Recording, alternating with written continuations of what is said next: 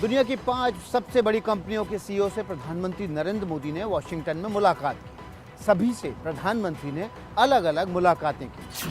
America में PM Modi की पहली औपचारिक मुलाकात हुई क्वालकॉम इनकॉर्पोरेट के अध्यक्ष और सीईओ क्रिस्टियानो आमोन के साथ। इसके बाद मोदी दुनिया की सबसे बड़ी सॉफ्टवेयर कंपनी एडोबी के सीईओ शांतनु नारायण से मिले। पीएम मोदी की तीसरी मुलाकात हुई सोलर पावर के क्षेत्र में दुनिया की अग्रणी कंपनी फर्स्ट सोलर के सीईओ मार्क विडमर से। इसके बाद जनरल एटॉमिक्स के सीईओ विवेक लाल की पीएम मोदी से मुलाकात हुई, जबकि दुनिया की बड़ी इन्वेस्टमेंट मैनेजमेंट कंपनी ब्लैकस्टोन के सीईओ स्टीफन एलन स्वाजमैन से भी पीएम मोदी की बैठक हुई। इस बैठक में पीएम के साथ भारत से गए प्रतिनिधि भी शामिल हुए। प्रधानमंत्री नरेंद्र मोदी ने हर कंपनी के सीईओ से 1-to-1 मुलाकात की। हर कंपनी के सीईओ के लिए 15 मिनट अलग से रखे गए। अमेरिका में गूंजा मोदी मोदी। प्रधानमंत्री मोदी का वॉशिंगटन डीसी में एयरपोर्ट से लेकर होटल तक भव्य स्वागत हुआ। काले और सफेद रंग की इस छतरी के साथ प्रधानमंत्री मोदी एयर इंडिया 1 विमान से निकले और स्वागत में थे अमेरिकी अधिकारी और भारतीय राजनयिक। इसके बाद तिरंगे के साथ प्रधानमंत्री मोदी के स्वागत में खड़े अमेरिकी भारतीयों से मोदी ने मुलाकात की, हाथ भी मिलाया, अभिवादन भी किया। गूंजता रहा मोदी मोदी।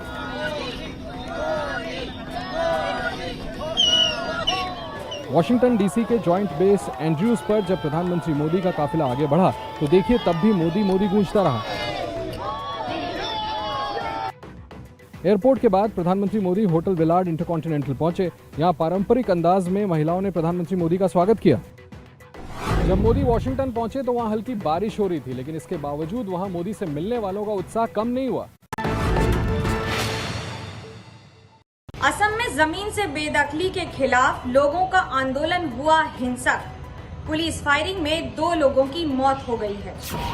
ये किसी बॉर्डर पर दुश्मन के आमने सामने की जंग नहीं, बल्कि पुलिस और आम नागरिकों के बीच हुआ खूनी टकराव है, जिसकी ये तस्वीरें आप देख रहे हैं। बेकाबू हुई भीड़ पर पुलिस ने ताबड़तोड़ गोलियां चला दी, जिसमें 2 नागरिकों की जान चली गई और कई घायल हो गए।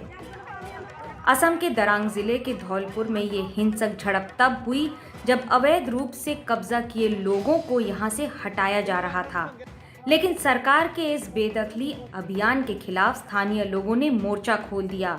उन्होंने एक बड़ा विरोध प्रदर्शन किया। इसी दौरान भीड़ उग्र हो गई और उनको हटाने के लिए पुलिस ने फायरिंग की। जिस जमीन से लोगों को हटाया जा रहा है वो करीब 4,500 बीघा जमीन है, जहां लगभग 800 परिवार रहते हैं। महंत नरेंद्र गिरी की मौत की जांच को लेकर सक्रिय हो गई है सीबीआई। योगी आदित्यनाथ सरकार ने इस मामले की जांच सीबीआई से कराने की सिफारिश की है। बाघंबरी मठ के महंत नरेंद्र गिरी की मौत आत्महत्या ही है या कुछ और, इस मामले की सच्चाई जानने के लिए यूपी सरकार सीबीआई से जांच कराना चाहती है। योगी सरकार ने सीबीआई जांच की सिफारिश कर दी है। इसको देखते हुए सीबीआई की एक टीम के 5 सदस्य प्रयागराज पहुंचे। केस हैंडओवर लेने से पहले सीबीआई की ये टीम केस की जानकारी और एफआईआर की कॉपी लेने के लिए प्रयागराज पुलिस लाइन पहुंची। पुलिस लाइन में एसआईटी टीम और प्रयागराज पुलिस के आला अधिकारी भी मौजूद थे।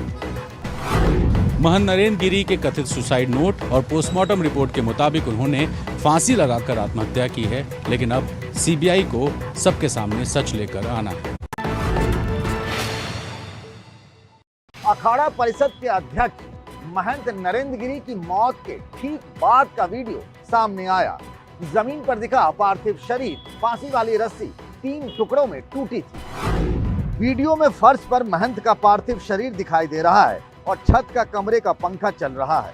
वीडियो में आईजी केपी सिंह मठ में रहने वाले शिष्यों से पूछताछ करते भी दिख रहे हैं। दावा है कि ये वही कमरा है जब पंखे से फांसी लगाई गई। कमरे में महंत के शिष्य बलबीर भी दिख रहे हैं। पुलिस का एक फोटोग्राफर पूरे कमरे का वीडियो बना रहा है। पंखे से रस्सी का एक हिस्सा लटका हुआ दिख रहा है। आईजी केपी सिंह शिष्य से पूछते हैं कि पंखा किसने चलाया। महंत नरेंद्र गिरी की इस वीडियो में कई ऐसे राज हैं जिनका खुलासा धीरे धीरे होगा, लेकिन इस वीडियो से उनकी सुसाइड की मिस्ट्री और गहरा गई है।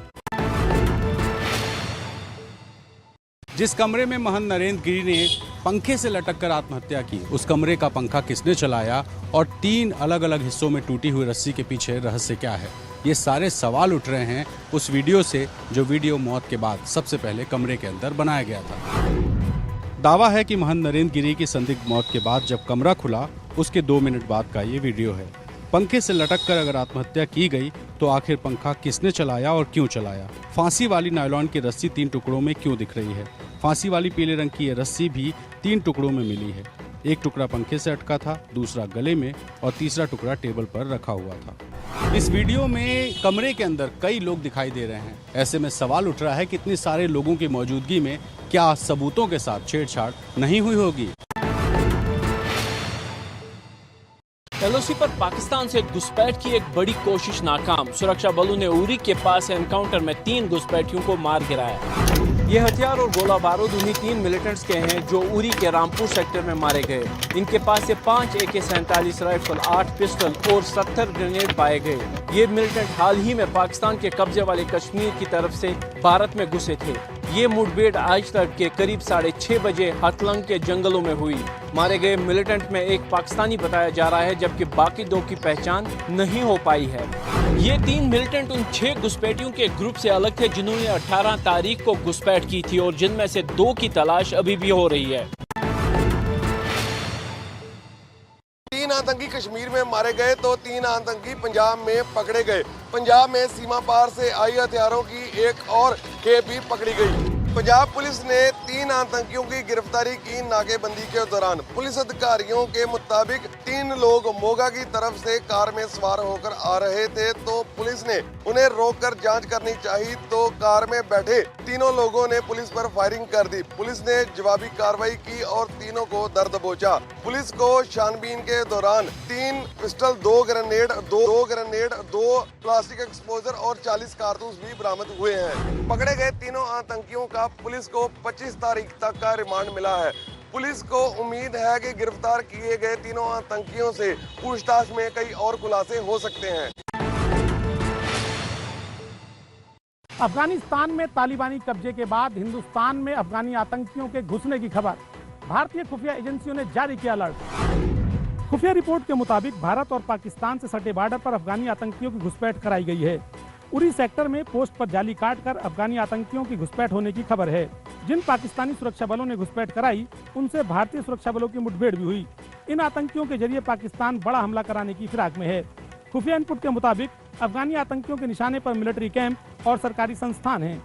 पाकिस्तान दुनिया भर में तालिबान को बदला हुआ बताकर उसकी मदद के लिए दिखावे के आंसू बहा रहा है और वहीं दूसरी तरफ अफगानी आतंकवादियों के जरिए हिंदुस्तान में हमले की साजिश रच रहा है।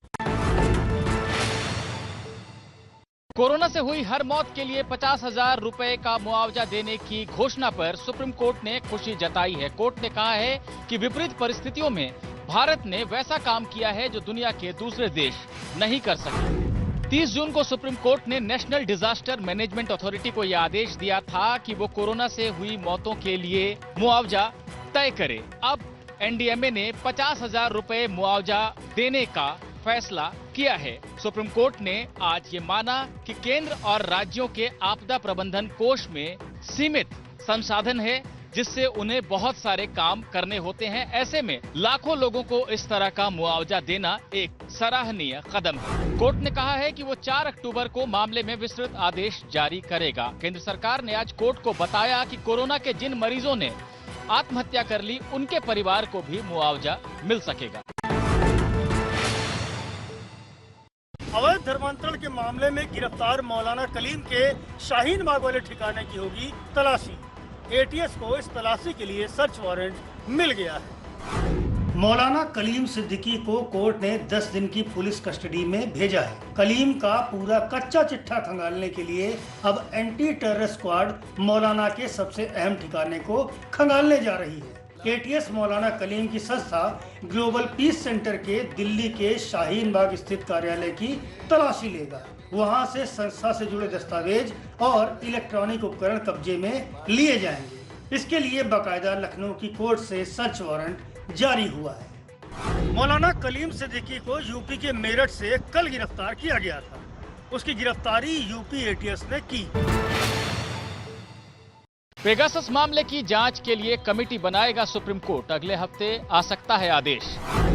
सुप्रीम कोर्ट ने आज पेगासस मामले की जांच के लिए कमेटी के गठन के संकेत दिए हैं। इस कमेटी में तकनीकी विशेषज्ञ शामिल होंगे। कमेटी बनाने का आदेश अगले हफ्ते आ सकता है। चीफ जस्टिस एनवी रमना ने कहा है कि कोर्ट तकनीकी विशेषज्ञों की कमेटी बनाना चाहता है। कुछ विशेषज्ञों ने निजी कारणों से कमेटी में शामिल होने में असमर्थता जताई है। इस कारण आदेश जारी करने में विलंब हो रहा है। विपक्ष इस मामले में केंद्र सरकार पर हमलावर है। What happened with the Pegasus snooping scandal was the greatest threat to national security. A probe into this will ensure that national security is never compromised. Israel के सॉफ्टवेयर के जरिए नेताओं और अहम शख्सियतों की जासूसी करवाने का केंद्र सरकार पर लगा है आरोप। इस मामले में कई याचिकाओं पर सुप्रीम कोर्ट में सुनवाई चल रही है। पंजाब में कैप्टन अमरिंदर सिंह ने कांग्रेस के खिलाफ बगावत की। कहा, सिद्धू की अगुवाई में जीतने नहीं दूंगा। तो कांग्रेस बोली, बुजुर्ग नेता कई बार गुस्सा हो जाता है। पहले सुनिए पंजाब में सिद्धू और कांग्रेस के खिलाफ कैसे कैप्टन अमरिंदर सिंह ने बगावती तेवर अपनाए हैं। अमरिंदर ने कहा, अगर सिद्धू सुपर सीएम की तरह व्यवहार करेंगे तो पंजाब कांग्रेस को सफलता नहीं मिलेगी। इस ड्रामा मास्टर की अगुवाई में पंजाब कांग्रेस दहाई का आंकड़ा भी छू ले तो बड़ी बात होगी। अब देखिए कांग्रेस ने अमरिंदर के इस गुस्से पर क्या कहा। वो शायद मेरे पिताजी की उम्र के होंगे। मैं बता रही हूँ आपको, मैं जवाब दे रही हूँ। बुजुर्गों को गुस्सा आता है और बहुत ज्यादा गुस्सा आता है और वो कई बार गुस्से और क्रोध में बहुत सारी बातें कह देते हैं। मुझे लगता है कि उनके गुस्से का, उनके उम्र का, उनके तजुर्बे का हम सम्मान करते हैं और वो जरूर इस पर पुनर्विचार करेंगे। कांग्रेस की इस कलह पर बीजेपी जमकर चुटकी ले रही है।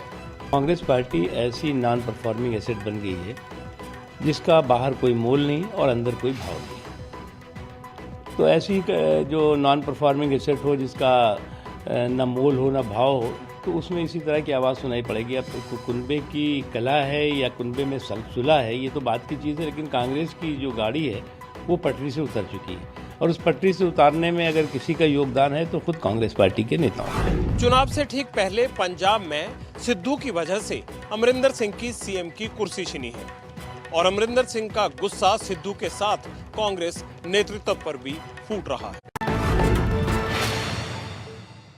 पंजाब टेक्निकल यूनिवर्सिटी में मुख्यमंत्री चरणजीत सिंह चन्नी ने जमकर किया भंगड़ा। सीएम चन्नी यूनिवर्सिटी के एक कार्यक्रम में गए थे। पंजाब के नए नवेले मुख्यमंत्री चरणजीत सिंह चन्नी का आज नया अंदाज देखने को मिला। उन्होंने पहले डांस के हुनर से पंजाब टेक्निकल यूनिवर्सिटी के छात्रों का दिल जीत लिया। जुमा 3 दिन पहले ही पंजाब के नए मुख्यमंत्री बने चरणजीत सिंह चन्नी तूफानी दौरे पर हैं। पंजाब टेक्निकल यूनिवर्सिटी के दौरे पर गए सीएम चन्नी ने छात्रों से कहा, अगर कोई रिश्वत मांगता है तो उसे पकड़ लो और मुझे फोन करो। मेरा फोन हर वक्त स्विच ऑन रहता है। मसूरी जाने वालों के लिए मुसीबत बन गया है भूस्खलन। मसूरी और देहरादून के बीच फिर पहाड़ का एक बड़ा हिस्सा टूटकर गिराया और रोड बंद हो गई। मसूरी देहरादून रोड पर गलोगी के पास इस तरह चट्टान का हिस्सा टूटकर नीचे गिराया और रास्ता बंद हो गया। इससे हुआ ये कि सड़क के दोनों तरफ वाहनों की लंबी कतार लग गई। बाद में लोक निर्माण विभाग की टीम ने करीब 1 घंटे की मशक्कत के बाद इस सड़क आए मलबे और पत्थरों को जेसीबी से हटाया, तब जाकर सड़क खुल पाई। इस बार लगातार हो रही बारिश से पहाड़ों पर जमीन खिसकने का सिलसिला बढ़ता जा रहा है। समस्या ये है कि जहां जहां पहाड़ दरक रहे हैं उनका ट्रीटमेंट नहीं हो पा रहा है। प्रशासन कह रहा है कि बारिश का मौसम खत्म होने के बाद ही ये काम किया जाएगा। होनहार आदिवासी छात्रों को उच्च शिक्षा के लिए विदेश भेज रही है झारखंड सरकार। सीएम हेमंत सोरेन की पहल पर पहली बार 6 छात्र इंग्लैंड और आयरलैंड जा रहे हैं। झारखंड की सोरेन सरकार ने मरांग गोम के जयपाल सिंह मुंडा छात्रवृत्ति योजना शुरू की है, जिसके तहत झारखंड के आदिवासी छात्रों को विदेश में पढ़ने का मौका मिलेगा। इसके तहत पहली बार 6 आदिवासी छात्र चुने गए हैं, जिन्हें इंग्लैंड और आयरलैंड की यूनिवर्सिटी में पढ़ने का मौका मिल रहा है। ये छात्र इसी महीने विदेश जा रहे हैं। इन छात्रों और उनके माता पिता को रांची में सीएम हेमंत सोरेन ने सम्मानित किया। इस योजना के तहत हर साल झारखंड के रहने वाले 10 आदिवासी छात्रों का चयन किया जाएगा। झारखंड सरकार इन छात्रों के ट्यूशन फीस समेत उनके रहने और अन्य खर्च वहन करेगी। तब से लेकर यहाँ से लगातार इसी तरह लावा निकल रहा है। इस ज्वालामुखी से लावे की नदियाँ निकलकर अब घनी आबादी वाले इलाके और अटलांटिक महासागर में पहुँच रही है। ये सबसे बड़ी चुनौती की बात है। इससे रिहायशी इलाके में रहने वाले लोगों को बड़ा खतरा पैदा हो गया है। ये ज्वालामुखी सोमवार की रात तब फूटा जब स्पेन के इस आइलैंड में 3.8 तीव्रता का भूकंप आया। वैज्ञानिकों का कहना है कि लावा बहना हफ्तों और महीनों तक जारी रह सकता है।